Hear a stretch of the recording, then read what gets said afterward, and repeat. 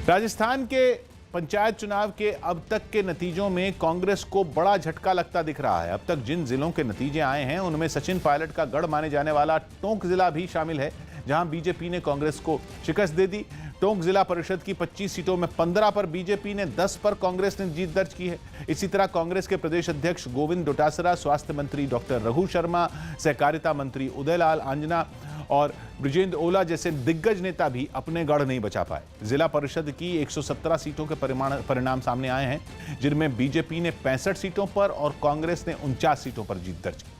इसके अलावा पंचायत समिति की 3465 सीटों के नतीजे घोषित किए गए, जिनमें 1566 सीटों पर बीजेपी और 1451 सीटों पर कांग्रेस ने कब्जा किया। बर्फबारी की वजह से जम्मू श्रीनगर हाईवे बंद कर दिया गया। भारी बर्फबारी की वजह से जम्मू श्रीनगर हाईवे पर बनी जवाहर सुरंग को बंद करना पड़ा। बर्फबारी के बाद सुरंग के बंद होने से वहां कई गाड़ियां फंस गई। जम्मू श्रीनगर हाईवे के अलावा कश्मीर घाटी के कई इलाकों में भी काफी बर्फ गिरी, जिससे तापमान में भी गिरावट आई। कानपुर में कुछ लोगों ने एक वकील पर जानलेवा हमला कर दिया।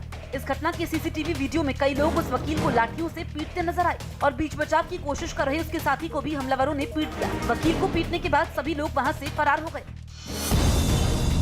सिंघू बॉर्डर पर हो रहे किसान संगठनों के प्रदर्शन में हरियाणा के उप मुख्यमंत्री दुष्यंत चौटाला की गुमशुदगी के पोस्टर लगाए गए। पोस्टर लगाने वाले किसान संगठनों ने आरोप लगाया कि दुष्यंत खुद को बड़ा किसान नेता बताते हैं, लेकिन इस आंदोलन में वो कहीं नजर नहीं आए। किसान संगठनों के भारत बंद में कई सियासी पार्टियां भी सड़कों पर उतरी। हालांकि खासतौर पर बीजेपी की सरकारों वाले राज्यों में विपक्षी पार्टियों के हंगामे के बावजूद बंद का असर फीका ही रहा, जिनमें गुजरात भी एक है। गुजरात के कई शहरों में कांग्रेस ने बाजार बंद करवाने में पूरी ताकत लगा दी। कांग्रेस के नेता घूम घूम कर दुकानदारों से बाजार बंद करने की अपील करते रहे, लेकिन अपील का कोई खास असर नहीं हुआ, बल्कि थोड़ी ही देर में पुलिस ने कांग्रेस नेताओं की धरपकड़ शुरू कर दी। जबरन बाजार बंद करवाने की कोशिश कर रहे कई नेताओं को पुलिस ने हिरासत में ले लिया। कांग्रेस के नेताओं ने पुलिस पर ज्यादती के आरोप लगाने शुरू कर दिए। एक नेता तो सड़क पर ही लेट गया।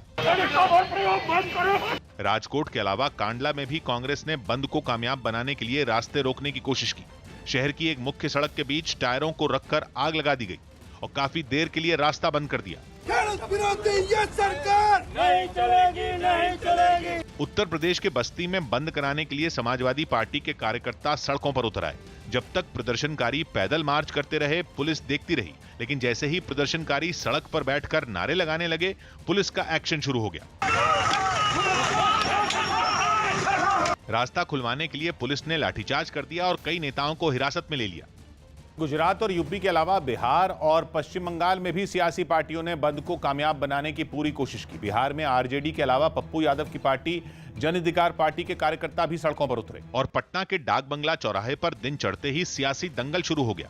सबसे पहले पप्पू यादव की पार्टी के कार्यकर्ता नारेबाजी करते हुए पहुंच गए। पटना के डाक बंगला चौराहे पर जन अधिकार पार्टी के कार्यकर्ता सड़क पर उतरकर प्रदर्शन कर रहे हैं। थोड़ी ही देर में आरजेडी के कार्यकर्ता भी उसी चौराहे पर पहुंच गए।